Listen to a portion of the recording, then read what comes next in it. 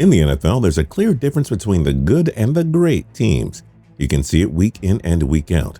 The great teams do the little things right, like put the game away when they have a lead date, or take care of some business at home, or take away their opposition's best players to challenge them to beat them some other way. You know, things like that.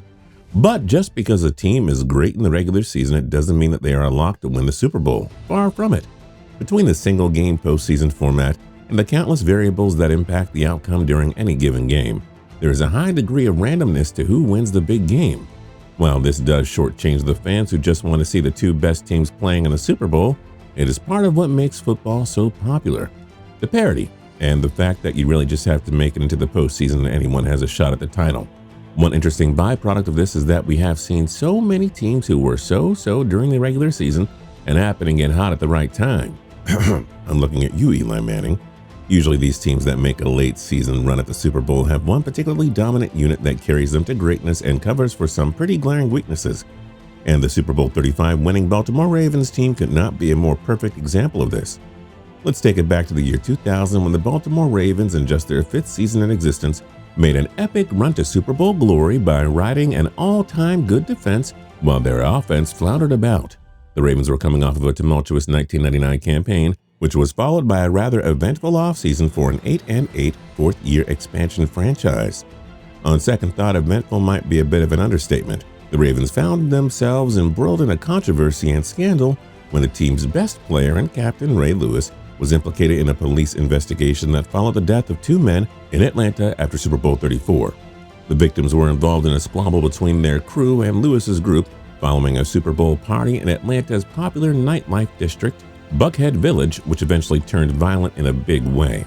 At this point, the facts are still murky. All we know for sure is that they were stabbed to death sometime late that night, and that the bright white suit that Lewis wore that night out has never been found. 2 weeks into the trial, Lewis's attorneys Don Samuel and Ed Garland negotiated a plea agreement on Lewis's behalf that got any potential murder charges against Lewis dismissed. All Lewis had to do was plead guilty to a misdemeanor charge of obstruction of justice and testify against Reginald Oakley and Joseph Sweeting, the other 2 men he had been out with. Yikes. Yikes. Awkward. Needless to say, the Ravens went into full crisis mode. Fortunately for Lewis at the Ravens, he was sentenced to just 12 months probation, and his running mates were eventually acquitted, so legally speaking, the situation was mostly resolved by the time the 2000 NFL season rolled around. Lewis, however, was fined $250,000 by the NFL, which was believed to be the highest fine ever levied against an NFL player up to that point. Anyways, the point is that there was a lot of unrest during that offseason, and coming off of a mediocre 8-8 season, the expectations in Baltimore were very limited. But the Ravens surprised everyone, jumping out to a 5-1 start, during which they surrendered 10 or less points in 4 of 5 games, including an insane 3 shutouts. Looking back on that now, it makes sense. I mean, the Ravens' defense would go on and set several NFL records during the 2000 season, including fewest points ever allowed during a 16-game season with 165 and fewest rushing yards ever allowed at 970. They also forced the most turnovers in the league that year with 49 total turnovers, and Ray Lewis was ultimately named the NFL Defensive Player of the Year. The accolades go on and on. It goes on and on and on and on. But heading into that season, it was far from a foregone conclusion that the Ravens were legit Super Bowl contenders. And even after their hot start, the team's woeful offense nearly derailed its legendary campaign. The offense did get to go out to a solid start, scoring over 37 points in 2 of their first 4 games, but it was largely because of the impact that the Ravens' staunch defense had on the opposition. But the magic quickly ran out and the offense completely hit the skids, proceeding to go on what is widely considered the worst stretch of offensive football by a Super Bowl winning team ever. It started off Week 5 when the Ravens journeyed to Cleveland to take on the Browns, who were unsurprisingly terrible that year. Baltimore shut them out, but the offense failed to score a single touchdown. Fortunately for Baltimore's kicker, Matt Stover, was there to save the day. He nailed 4 field goals, helping Baltimore cruise to a 12-0 win. The following week in Jacksonville, it was more of the same. The defense showed up in a big way, only allowing 10 points, but once again the offense, led by NFL journeyman Tony Banks, was awful. Luckily for Banks and his middling offensive unit, Stover was there to pick up the pieces once again, this time drilling 5 field goals en route to a 15-10 Baltimore victory. For those keeping score at home, that is 2 games, 9 field goals, only 10 points allowed, but no offensive touchdowns. Talk about a well-balanced team. Either way, the Ravens were sitting at 5-1 with another road game slotted for Week 6, this time in Washington against the Redskins. And this one was a very forgettable performance for the offense. Banks threw just 135 yards and 1 pick. And the running game wasn't much better, netting only 91 yards. Stover did his part, of course, drilling his 1 field goal attempt at a 51-yarder in the second quarter, but the Ravens' offense wasn't even effective enough to get him more than 1 attempt. While the performance was discouraging for the team as a whole, they were still 5-2 and were set to head back to Baltimore for a 2-game homestand. So they were hopeful that the offense would be able to get back on the right track. It was a nice notion, but patently incorrect as the offensive woes continued. Week 7 against a strong Tennessee Titans side, Banks threw 3 picks before being benched for Trent Dilfer, who would tack on a 4th interception of his own. That didn't deter Baltimore's defense, which continued its exceptional play. They held Steve McNair to just 101 yards through the air. They limited the Titans' ground game to just 90 rushing yards. And despite losing the field position game throughout the afternoon, they gave up only 14 points. Once again, the Ravens' only scoring came from Stover, who was 2 for 2. Hopefully you are starting to notice a trend here. 4 games, no touchdowns, and somehow a 2-2 record. Trent Dilfer was named the starter before the final game of this putrid stretch, a hard-fought divisional matchup with their AFC North rival Pittsburgh Steelers. The game had serious playoff implications at the time, as both teams came into the contest sitting near the top of the divisional standings, with Baltimore in first and Pittsburgh a game behind in second. And buddy, let me tell you, this game ended up being about as indicative of AFC North football as any game in recent memory. It was chock-filled with vicious hits, stout defenses, and sloppy offense. Dilfer continued to struggle in his first game as a starter, and for an NFL record 5th consecutive game, the Ravens went without a touchdown. Stover, on the other hand, had another great game, this time nailing 2 kicks from distance, 149 yards, and the second from 51 yards. His efforts were in vain, though, as Steelers kicker Chris Brown capitalized on his extra at-bat and made 3 kicks to give Pittsburgh a narrow 9-6 victory.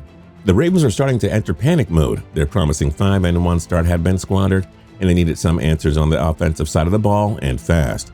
Luckily, Dilfer was able to limit his mistakes, and he started to become a much more efficient passer, in part because of the excellent complimentary performance from Ravens' number 5 overall pick in 2000 draft, Jamal Lewis, who really started to come into his own.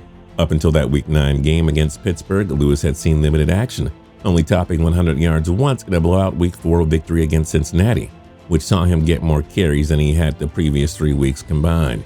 But after Dilfer was brought in as the full-time starter, the Ravens started to rely more and more on Lewis, and from Week 10 through the rest of the regular season, Lewis never carried the ball less than 22 times in a game. The decision paid off in spades for the Ravens as Lewis exploded for 4 more 100-yard performances. In the final 7 games of the season, including 2 games that saw him go up over 170 yards.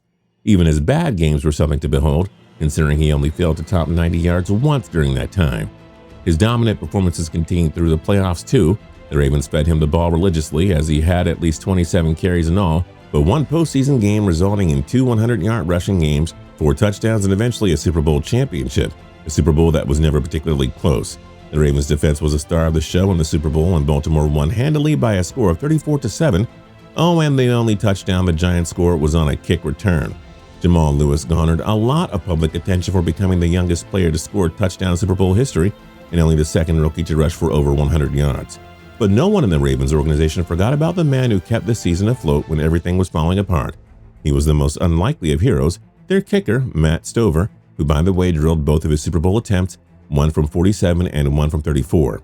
Just listen to what Harry Swain, the Ravens assistant director of player programs who played with Stover on Baltimore's title team, said about the kicker during his induction to the Ravens Ring of Honor. He was clutch. When we needed Matt, he was right there. When we didn't score a touchdown for 5 weeks, it didn't matter. We knew he would kick a lot of field goals. The pressure never got to him. Hearing such a ringing endorsement about a kicker is rare in the NFL, but I guess when you score 49 straight points for your team, it starts to raise some eyebrows. It got to the point that many of the Ravens players were even calling him Mr. October because their offense's disappearing act spanned the entire month. Stover was not a flash in the pan either. When he retired, his name was lodged firmly in the record books as the 3rd most accurate place kicker in NFL history, and he scored a whopping 1,464 points for the Ravens, where he played the bulk of his career. He also retired holding the record for 38 consecutive games with a field goal, 14 game-winning field goals, 26 games with 4 or more field goals, and more consecutive point-after attempts made with 389. When all was said and done, the 20-year veteran retired with the 4th most points in NFL history with 2,004.